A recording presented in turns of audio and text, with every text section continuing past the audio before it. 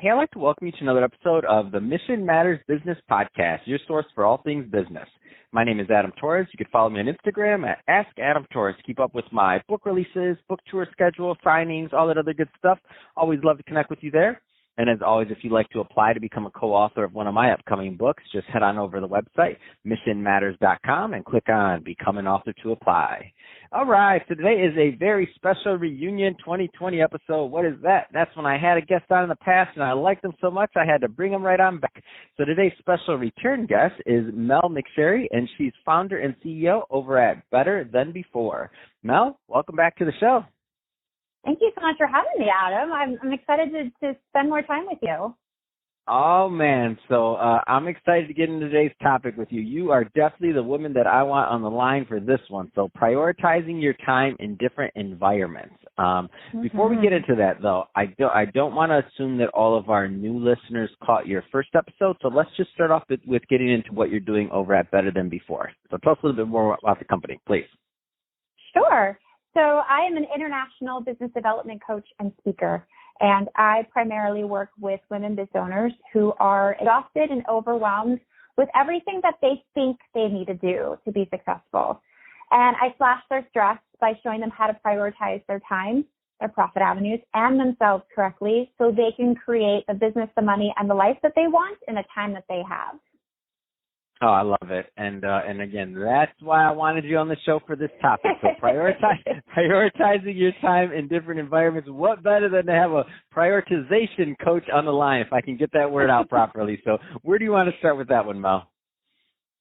You know, it's very interesting because prioritization, a lot of people don't really have a full grasp on it. A lot of people like to dumb it down to just time management or, just goal setting. And the one thing that I really do love to explain to people and press upon people is that prioritization is in many forms. And the reason why I say, that we work on time, profit avenues, and themselves is because as business owners, it's so easy to get lost in your business instead of working on it. So helping business owners, no matter what the environment is, no matter whether that's home or you now have, things have shifted in regards to who is at home, you always have a plan of action that is built around what you want. It's built around the time that you have. So every single day you are successful, no matter what that feels to you, and you're profitable, which to me, profitability is mentally, emotionally, and financially.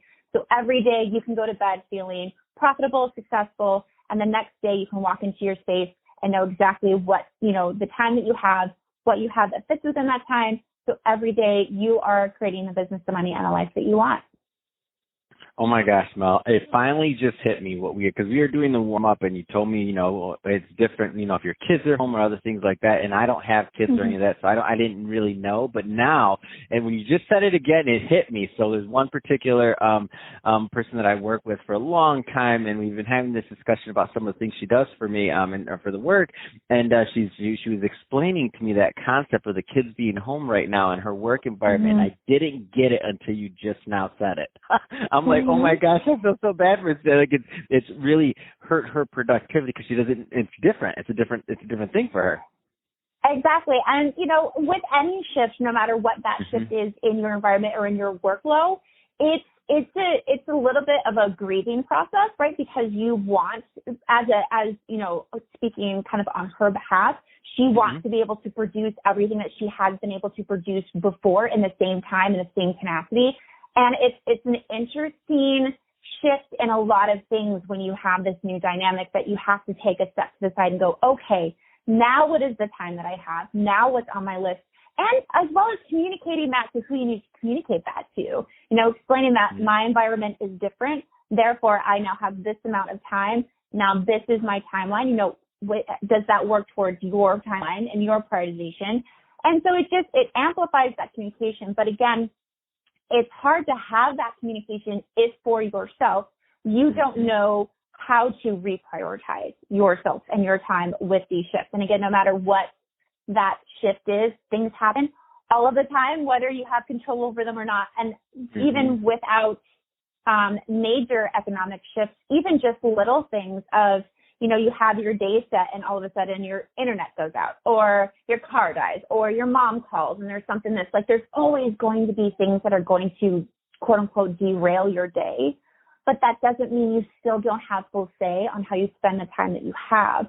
So by always having things prioritized, it's just a matter of now recognizing now how much time that you have, now what priorities fit within that time. So still, no matter what that step is, you are always taking a step towards your business and towards what you want.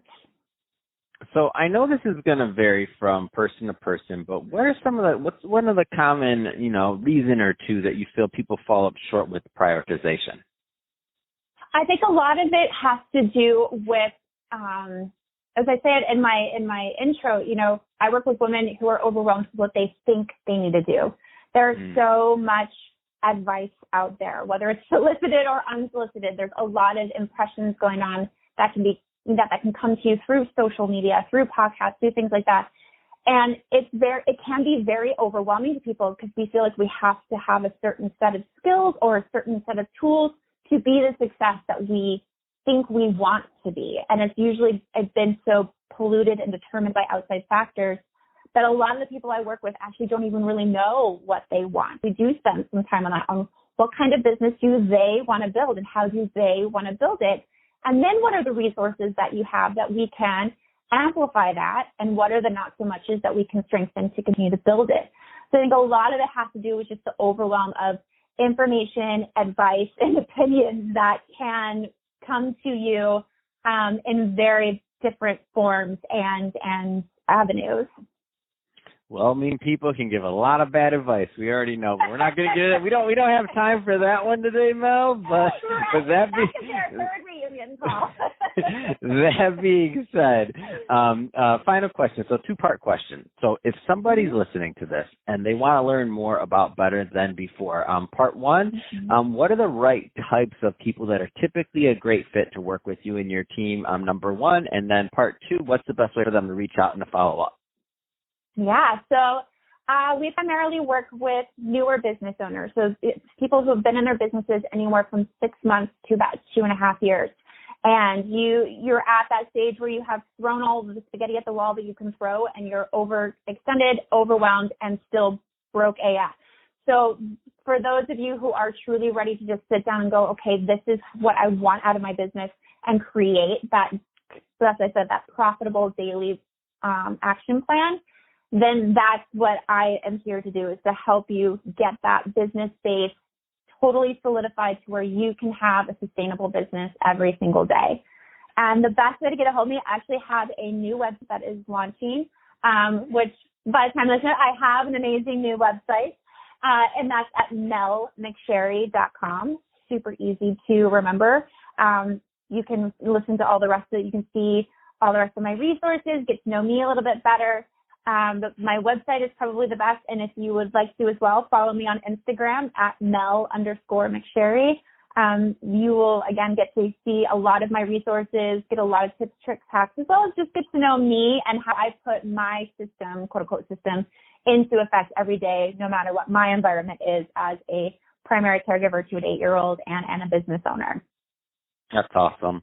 Well, Mel, really appreciate you coming on the show today for this reunion 2020 episode, getting the family back together. I love it on the podcast. And to the guests, as always, thank you for tuning in.